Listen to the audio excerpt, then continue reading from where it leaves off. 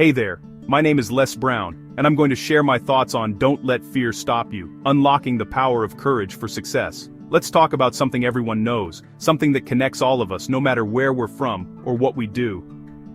Let me tell you a little something about fear. It's as normal as breathing. It's a very old feeling, woven into the very core of who we are. It's just part of being human. Its first job is a good one. Fear is there to protect us, to keep us safe. It's the warning system our ancestors needed to stay alive, a natural reaction that gets us ready to face or run from danger. It's that inner alarm that screams, danger. But in our world today, that same protective system often kicks in when our lives aren't really in danger, and that's when it can hold us back. It becomes the voice that whispers, not yet, or what if you mess up? It's the fear of talking in front of people, of starting a new project, of being open in a relationship. It talks you into putting off your dreams for a tomorrow that never comes, building invisible walls around what you can do. But I want you to know something super important. Feeling scared doesn't mean you're weak or not good enough. Fear is just a feeling. Strong, yes, but just a feeling in the end. It's not a final decision. It doesn't set the limits of your world or what you can achieve. In fact, often, fear is like a compass pointing right to where you need to grow. The bravest and most successful people aren't the ones who don't feel fear. They're the ones who feel it deeply and still take action. Your fear isn't your enemy. The trick isn't to get rid of it, but to learn to walk with it, to listen to it, without just doing what it says. On this journey, we're going to turn that feeling of being stuck into a push to get moving. If you're ready to change how you deal with fear and take back your power, let's begin. We've all felt it, that flutter in your stomach, that voice in your head holding you back. But what exactly is fear? Is it an enemy we need to beat or a signal we should learn to listen to? Basically, it's a complicated and very human reaction that involves both your mind and your body. It's an old alarm system made to keep us safe. It kicks in when our brain thinks there's a threat, whether it's a real physical danger, an emotional risk, or a mental challenge. The problem is, our brain sometimes can't tell the difference between a real tiger and an imaginary tiger. Think about it. The fear you feel before giving an important presentation, the worry when asking someone you like out on a date, or the dizzy feeling of launching that personal project you've poured your heart into. In those moments, the voice of fear takes over. It whispers or sometimes shouts, what if they laugh at you? What if you make a fool of yourself? What if you're not good enough? This is the story of fear. It's a master of twisting things. It makes the possible danger seem bigger, and at the same time, it makes your amazing ability to handle and get through it seem smaller.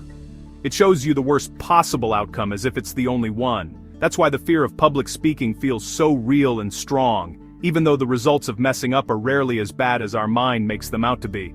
Your body reacts as if your life is on the line.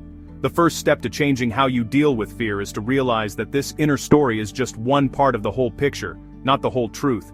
It's a point of view, not the absolute truth. So, next time you hear that inner voice ask, what if you fail? I invite you to answer it with a more powerful question. What if I succeed? What if this changes me? What if I learn something super valuable along the way? If you're worried about being judged, think about this. Maybe they'll also be inspired by your bravery. Your courage could be the permission someone else needs to dare. By starting to talk to fear instead of running from it, you get your power back. You stop being a prisoner of your worries and become the builder of your possibilities. The door to growth opens. Your body doesn't really know the difference between a bear and a wedding toast. It kicks off an automatic survival sequence. Your heart pumps, your muscles get ready, your breathing speeds up to get oxygen in. You get a rush of energy, a tingly feeling, a knot in your stomach. Adrenaline gives you an immediate boost. Cortisol keeps you alert for longer. If it's always high, it can hurt you. Freezing up is common when nothing seems possible. Tell yourself, this is adrenaline. My body is getting ready. Slow breathing tells your body, the danger is over. It helps calm you down and gets your thinking brain back online. You can work with this energy, not against it.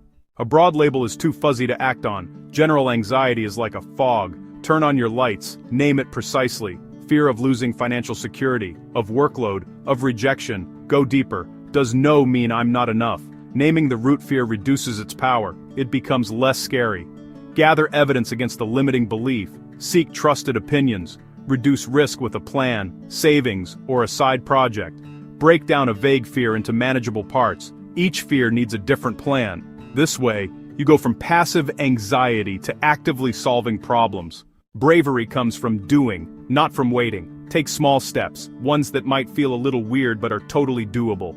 Each step teaches your brain, we made it through that. Small wins build up your confidence for what's next. Focus on what you can control, and let go of what you can't. Things like getting ready, doing a good job, and being open are all things you can control. Think about fear differently. It's not a wall, it's a guide to help you grow. The things that scare you the most often have the biggest rewards. Imagine it clearly. Walking in calmly, speaking clearly. Your brain practices how to succeed, making it feel normal and achievable. Change that scary story in your head to one where you do great. This really helps. Feeling confident inside before you even take that first step. Courage isn't about not being scared, it's about deciding to act even when you are. Think of courage like a muscle. It's not born strong, it gets stronger with steady practice, with small, on-purpose actions. Training is simple. Make a promise to do one thing that makes you a little uncomfortable every day. It doesn't have to be huge. It could be speaking up in a meeting, starting a tough conversation, or trying a new skill. Every time you do it, you send a strong message to your brain. I can handle this feeling. I am bigger than my discomfort.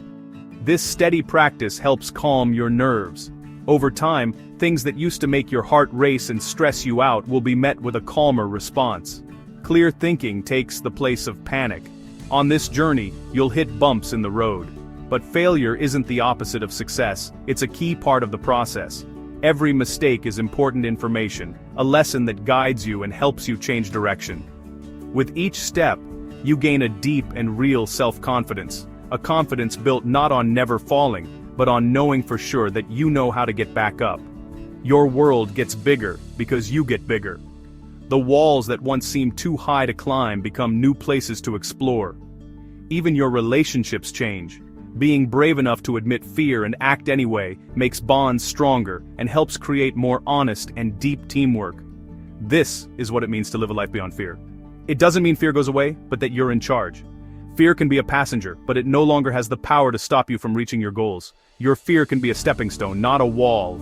Use it to push you forward. So start today. Pick a small goal that scares you a little, break it down into even smaller steps and take the first one. Just the first one. The story of your life is being written right now. Don't let fear be the writer. Take the pen. Choose courage. Choose action. Choose growth. Choose your life.